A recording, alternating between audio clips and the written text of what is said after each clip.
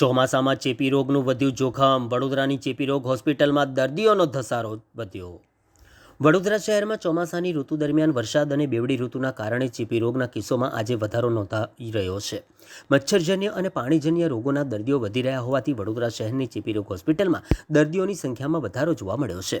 હાલમાં ચેપી રોગ હોસ્પિટલમાં અંદાજિત 30 જેટલા દર્દીઓ સારવાર હેઠળ દાખલ થયા હોવાનું જાણવા મળ્યું છે. સતત વરસાદને કારણે અનેક વિસ્તારોમાં પાણી ભરાઈ રહેવું, ગંદકી અને મચ્છરોનો ઉપદ્રવ વધતા મેલેરિયા, ઝાડા ઉલટી સહિતના રોગોના કેસોમાં વધારો થઈ રહ્યો છે. ચેપી રોગ હોસ્પિટલના ડોક્ટર આર.બી. ચાંપાનેરિયાએ આજે માહિતી આપતા જણાવ્યું હતું કે બેવડી ઋતુ દરમિયાન આરોગ્ય પ્રત્યે વિશેષ સાવચેતી રાખવી જરૂરી છે. તેમણે લોકોને બહારનું કે ઠંડુ ખાવા પીવાનું ટાળવાની, હંમેશા શુદ્ધ અને ઉકાળેલું અથવા સ્વચ્છ પાણી પીવાની તેમજ તાજો અને સ્વચ્છ ખોરાક લેવાની સલાહ આપી છે.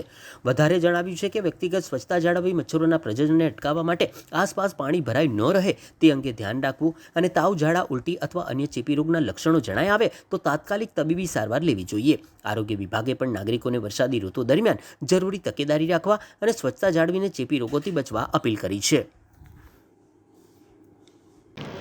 જો અત્યારે ચોમાસામાં વરસાદ પડે છે, વરસાદ બંધ થઈ જાય છે અને એમાં રસ્તામાં ખાડા ખાબોચિયા ભરેલા હોય, એમાં મચ્છરનો ઉપદ્રવ થાય, વત્તા પાણી ખરાબ આવે, એના લીધે પાણીજન્ય અને મચ્છરજન્ય રોગો થાય છે.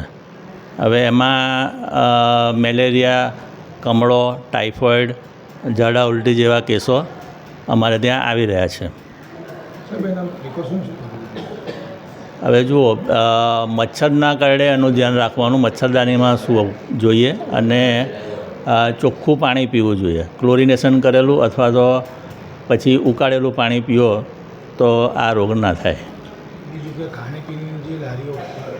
હા, અને બહારના તળેલા ઠંડા પદાર્થો ખાવાનું ટાળવું જોઈએ.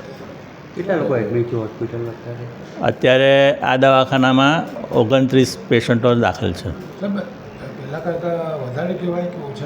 હા, એટલે આ ચોમાસાની ઋતુ દરમિયાન અમારે વધારે દર્દી આવતા હોય છે, એ પ્રમાણે અત્યારે પણ વધારે છે. ડૉક્ટર રિકેશ ચાંપાનેરિયા.